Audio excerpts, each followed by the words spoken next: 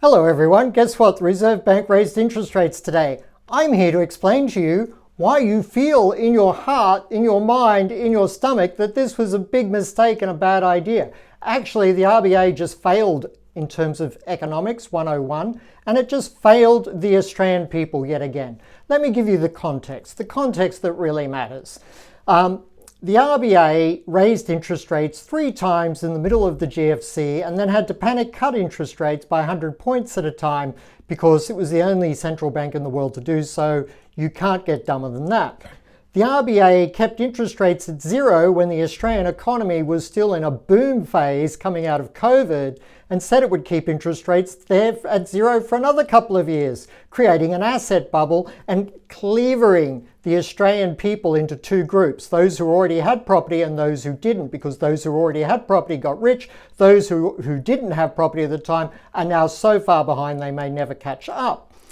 Thank you, RBA. The RBA also had an urgent review done of its performance by the OECD, the only central bank in the Western world to ever have an emergency review by the OECD, which was sent to the then Treasurer Frydenberg and said the RBA board and the RBA charter should be immediately reviewed due to poor performance. That's how bad the RBA is. I know for a fact that an RBA governor had an interview with the Wall Street Journal. Let's not say the Wall Street Journal, I just used that name, it wasn't the Wall Street Journal, in New York for 2 hours, and they didn't publish a single story because the guy had no idea on current contemporary economics. Then we come to now. I said during the COVID lockdowns, coming out of the COVID lockdowns, I said in advance, like I actually forecast the RBA will do 2 stupid things. They'll keep interest rates near zero for too long, creating inflation. Then they'll overreact and take interest rates too high, causing an economic slowdown. That's exactly what's happened. It's exactly what we've seen. How am I able to forecast? I'm probably the most experienced financial markets international economist in Australia, cliffordbennett.com.au, small ad. And I can see from an international perspective, and having worked in London and Paris and New York and Singapore, that the RBA is probably the dumbest central bank in the world, not just the Western world, but in the world. They still use 1960s approaches to economics on inflation and how to adjust monetary policy. This is it. You will see it in today's commentary. Basically, the RBA is saying we had to raise rates today because inflation is high or going higher because of the global energy crisis that could happen with higher petrol prices. And they didn't say this, I'm saying this, we could even have petrol rationing. So in an environment where the consumers and businesses, and by the way, that inflation is going to spread to absolutely every consumer staple, food, everything you can imagine in the economy is going to be more expensive in a month's time. Why? Because it's an opportunity for providers of goods and services to raise prices, whether there's a real impact or not, with the excuse of the higher petrol prices. So you're going to have massive inflation. You're going to have massive price gouging, taking advantage, inflation, as well as real inflation from what is happening. So yes, inflation is going higher. This is what good monetary policy is, if the RBA had any idea. It is when you understand that if an economy is overheating, it's going gangbusters, and it's causing price inflation, then you have to raise interest rates to cool the economy to slow down the inflation. Makes sense? Yes, that's good monetary policy. Now let me give you an example of bad monetary policy. Bad monetary policy is raising interest rates when it will have no impact on the cause of the inflation. Is raising interest rates going to open the Strait of Hormuz?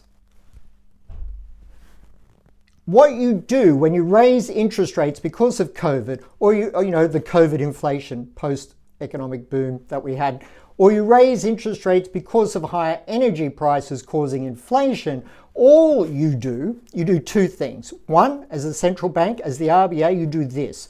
One, you add to the pain and distress of Australian businesses, households and families very significantly. 2, you cause further inflation because in a stressed economic environment, with suffering high inflation, if you raise interest rates, they don't have any room to absorb that cost. So therefore, that cost of higher interest rates has to be immediately passed on to consumers and other businesses. You add to inflation, prices go higher. You don't solve the problem. You don't solve the problem. You don't solve the Iran war, and you don't cause inflation to fall by raising interest rates. What you do is you do slow an economy, but an economy that's already vulnerable and under distress, and you risk tipping it over the edge into a recession, which is what the RBA's current monetary policy is likely to do. I've had strong answers and resolutions for these problems for many years now, for a decade and a half.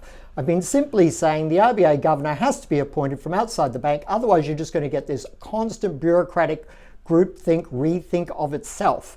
By the way, the RBA is the highest paid central bank in the world. Did you know that? The RBA governor gets paid more than the Federal Reserve chairman or any central banker in the world. They gave themselves those pay rises. Can you believe it? They didn't even ask the Federal Treasurer at the time. So that's the sort of organization you're dealing with. You're dealing with an organization that allows all the major banks, Australian dollar foreign exchange price makers, the major banks, every Monday morning to basically steal from Australian corporations and traders, because what they do is they look at their order book and they reprice the currency on the open so that all those stop loss orders are done that they keep and make a fortune and have a great lunch on Monday. And I've spoken about this many times before, and the RBA refuses to investigate that. But it won't even understand contemporary economic forces and consider the fact that what it's doing now is the worst possible thing you could do. Hence, they are the dumbest central bank in the world, and RBA members, RBA staff, if you should see this video, hang your head in shame, because you didn't do anything to change this sort of stupidity within the organization. That's why the RBA governor and the RBA board should immediately be removed by the Treasurer for a total failing of the Australian people and lack of understanding of contemporary economic forces. And you should have monetary policy made by an independent committee now outside of the RBA, because the RBA has proven for 15 years it does not understand modern economics. It has no forward vision. It constantly refers to itself as looking at the data. That's looking in the rear vision mirror. The data is always behind reality. If you don't have any imagination and real world international experience on the board of the RBA, then you don't, that actually influence the decision rather than the bureaucrats, then you don't have good monetary policy. You only have backward looking monetary policy, not forward looking, to manage and smooth out the swings of an economy. The RBA actually accelerates or makes extreme the roller coaster nature of the Australian economy. It adds to that roller coaster. It doesn't moderate that roller coaster. There are so many things wrong with the RBA. Appoint the governor from outside the bank, please, Federal Treasurer, and everyone, please share this video and make these complaints known, because I am talking from international experience. I have, dealt with the RBA in previous years in foreign exchange and other matters.